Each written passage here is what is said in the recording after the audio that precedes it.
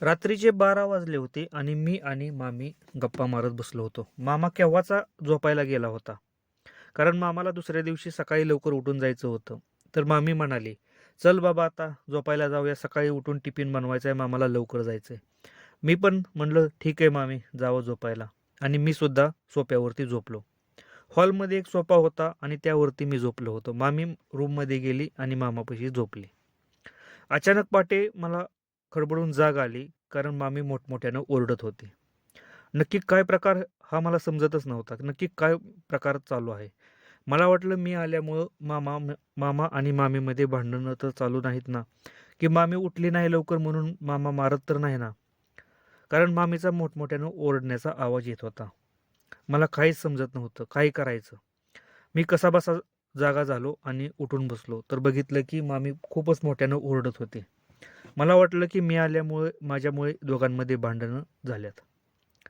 म्हणून मी दारापाशी गेलो आणि नीट ऐकलं नक्की काय प्रकार आहे.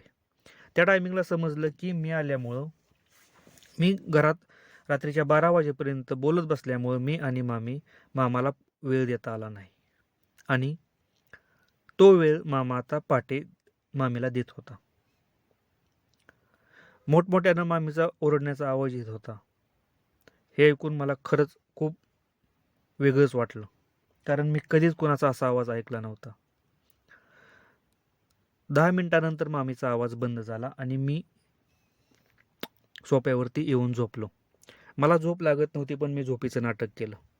कारण मामीने दार उघडलं आणि बाथरूममध्ये गेली. अंघोळीसाठी बाथरूममध्ये गेली. मामासुद्धा 5 मिनिटानंतर आला आणि टॉयलेटमध्ये गेला. मामीनं पूर्णपणे केस धुवून अंघोळ केली होती. त्या टायमिंगला समजलं की ह्या दोघांचा वेगळाच प्रकार चालू होता. दोघांमध्ये वेगळीच भांडणं चालू होती, हे मला त्या टायमिंगला समजलं. ठीक आहे, आपल्याला काय घेणं देणं. म्हणून सकाळी मामा अंघोळ केली आणि कामावरती निघाला. कामावरती जात असताना मामा म्हटला की आता मी 2 दिवसाची सुट्टी टाकतो, आपण निवांत फिरायला जाऊया. ठीक आहे म्हटलं, मामा निवांत या, काय टेन्शन घेऊ नका आहे. तेवढ्यात मामीनं नाश्ता आणला. 7 वाजले होते. मामीनं नाश्ता आणला. आम्ही नाश्ता केला आणि मी माझ्या मित्रांकडे फिरायला गेलो. मामीला सांगितलं, दुपारी जेवायला येणार आहे, तर आल्यानंतर आपण परत बोलत बसूया. साधारणतः मी 12 ते 1 वाजेपर्यंत बाहेर फिरत होतो. 1 वाजता मामीचा फोन आला. त्या टायमिंगला मी घरी आलो होतो आणि आम्ही जेवायला बसलो. जेवण झाले. जेवण करत असताना मामीनं परत एकदा खूप चांगला स्वयंपाक केला होता. जेवण झाले आणि आम्ही गप्पा मारत बसलो. गप्पा मारत असताना मामाचा एकदम फोन आला मामीला, की मला उद्या सुट्टी भेटत नाही आहे. अर्जंटलं मला मीटिंगला जावं लागणार आहे. मी 2 ते 3 दिवस काही घरी येणार नाही. मीटिंगसाठी मी चाललो आहे बाहेर. ठीक आहे म्हटले, निवांत जावा, घाई गडबड करू नका मामी म्हटले.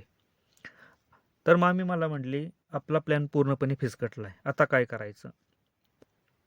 तर मामी म्हटली, टेन्शन घेऊ नको. शेजारीच एक मॉल आहे. आपण त्या मॉलमध्ये संध्याकाळी फिरायला जाऊया. 5 वाजले होते. आम्ही फ्रेश झालो आणि मॉलमध्ये फिरायला गेलो.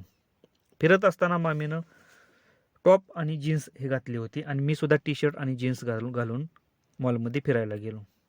कारण सिटीमध्ये अशा प्रकारे कपडे घालतातच. मामी मला म्हटली, की आमच्या इकडली हिरवळ दाखवते. किती प्रकारची हिरवळ आहे तुला बघायला भेटेल. कशा प्रकारची हिरवळ तुला बघायला भेटेल. खरंच सिटीमधली हिरवळ बघून मला खूपच आश्चर्य वाटलं. कारण लहान लहान कपडे घालून मुली फिरत होत्या आणि ते बघून माझ्या मनातील भावना उत्संग वाहत होत्या. बघता बघता रात्रीचे 9 वाजले आणि टाईम कसा गेला हे समजलंच नाही. शेवटी मामी म्हटली, आता घरी जाऊन स्वयंपाक करण्यापेक्षा आपण बाहेरून जेवून जाऊया. आम्ही एका हॉटेलमध्ये गेलो आणि हॉटेलमध्ये आम्ही जेवण केलं. जेवण करून आम्ही 10:30 वाजता घरी गेलो आणि नेहमीप्रमाणे मी माझ्या सोफ्यावरती जाऊन झोपलो आणि मामीसुद्धा रूममध्ये जाऊन झोपली. 12 वाजता मामी एकदम माझ्यासमोर आली आणि मला हलवू लागली. उठ रे, मला झोप लागत नाही. आता मामीला म्हटलं, मी काय करू? अरे मामाला सोडून मी कधीच झोपलेलं नाही. त्यामुळं मला मामाची सवय झाली. तू एक काम करतोस का? माझ्या शेजारी झोपतोस का? मी म्हटलं, मी मामी कसं झोपायचं तुमच्या शेजारी? अरे झोप रे, काय नाही होत. मामीनं नाईटी घातली होती. एखाद्या बाईला मी पहिल्यांदाच नाईटीमध्ये बघितलं होतं. त्यामुळं मला खूप वेगळं वाटत होतं. आणि मी सुद्धा रूममध्ये मामीच्या गेलो. आणि गेल्या गेल्या लगेच झोप लागते का? आम्ही थोडे वेळ बोलत बसलो आणि बोलता बोलता दोघांची झोप लागली. पहाटे 4 वाजता जाग आली आणि जाग आल्यानंतर मला समजलं की मामीचा हात माझ्या अंगावरती आहे. मी खडबडून जागे झालो आणि मामीचा हात काढला अंगावरून आणि बाहेर गेलो. बाहेर जाऊन मी सोफ्यावरती बसलो आणि TV बघत बसलो. मामी आली आणि म्हणली, काय रे झालं, का म्हणून तू उठलास? तर मामीला कसं सांगणार ना, म्हणून काय नाही, झोप लागत नाही म्हणून TV बघत बसलोय म्हटलं. ठीक आहे. त्या रात्री मामा नव्हता आणि 2 ते 3 दिवस मामा काही येणार नव्हता. माझ्याकडे खूप वेळ होता मामीला द्यायला. त्या रात्री आमच्या दोघांमध्ये असं काहीच झालं नाही, कारण माझ्या मनामध्ये असं कोणताही विचार नव्हता. पण 2 दिवस मामा काही येणार नव्हता, यामुळे मला माझ्याकडे संधी होती, म्हणून मी आता संध्याकाळची वाट बघत होतो. तर संध्याकाळी मामीच्या शेजारी झोपायची संधी मला भेटणार होती, यामुळे मी खूपच खुश होतो. आणि त्या रात्री नक्की काय झालं हे जर मित्रांनो आपल्याला जर ऐकायचं असेल ना, तर आत्ताच आपल्या चॅनलला सबस्क्राईब करा, कारण पार्ट 3 हा लवकरच मी टाकणार आहे. जर तुम्ही जर चांगला प्रतिसाद दिला, चांगले सबस्क्रायबर आले ना मित्रांनो, तर पार्ट 3 त्या रात्री नक्की काय झालं हे आपण त्या पार्ट 3 मध्ये बघणार आहे. तर लवकरात लवकर चॅनलला सबस्क्राईब करायला विसरू नका.